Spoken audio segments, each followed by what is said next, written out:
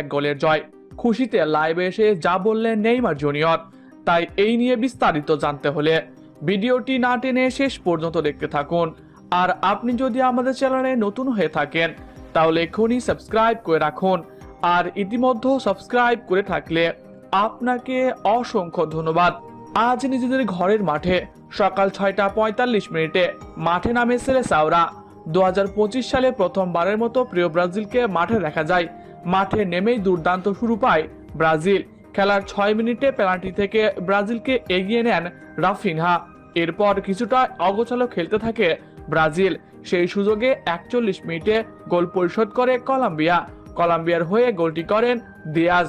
এর ফলে 1-1 সমতায় নিয়ে প্রথমার্ধ শেষ করে দুই দল।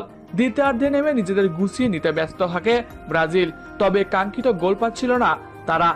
এরই মধ্যেই ব্রাজিলের দুই খেলোয়াড় হলুদ কার্ড পায়, ফলে আর্জেন্টিনার বিপক্ষে ব্রুনো গুইমারেজ ও গ্যাব্রিয়েল ম্যাগালাইসকে পাওয়া যাবে না। এরই মাঝে পেশি শক্তি দেখাতে থাকে কলম্বিয়া। দুই দলের মাঠের লড়াই থেকে শারীরিক লড়াই শুরু হতে থাকে।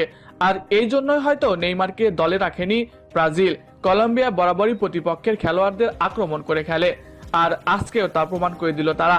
তবে ভিনি তার খেলা হয়তোবা তুলে রেখেছিল ম্যাজিক দেখানোর জন্যই। শেষ মুহূর্তে দুর্দান্ত গোল করে বসেন ভিনিসিয়াস জুনিয়র। ডি বক্সের বাইরে থেকে জোরালো এক শটে গোলকিপারকে পরাস্ত করে অসাধারণ একটি গোল করেন ভিনিসিয়াস। আর এর ফলেই জয় নিয়ে মাঠ ছাড়ে ব্রাজিল। এরপর এই খুশিতে লাইভে এসে নেইমার জুনিয়র বলেন, ব্রাজিলের খেলা দেখলাম, আফসোস লাগছে এই ম্যাচে আমি খেলতে পারিনি। তবে ভিনি রাফিনহা ভক্তদের আশা পূরণ করেছে। বিশেষ করে ড্র হতে যাওয়া ম্যাচ শেষ মিনিটে ভিনি যেভাবে গোল করে ব্রাজিলকে এগিয়ে নিলেন, এটা সত্যি অসাধারণ, অবিশ্বাস্য।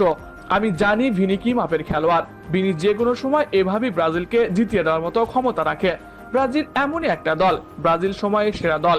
এ দলে রয়েছে ভিনির মতো তারকারা। এ ব্রাজিলকে কেউ থামাতে পারবে না।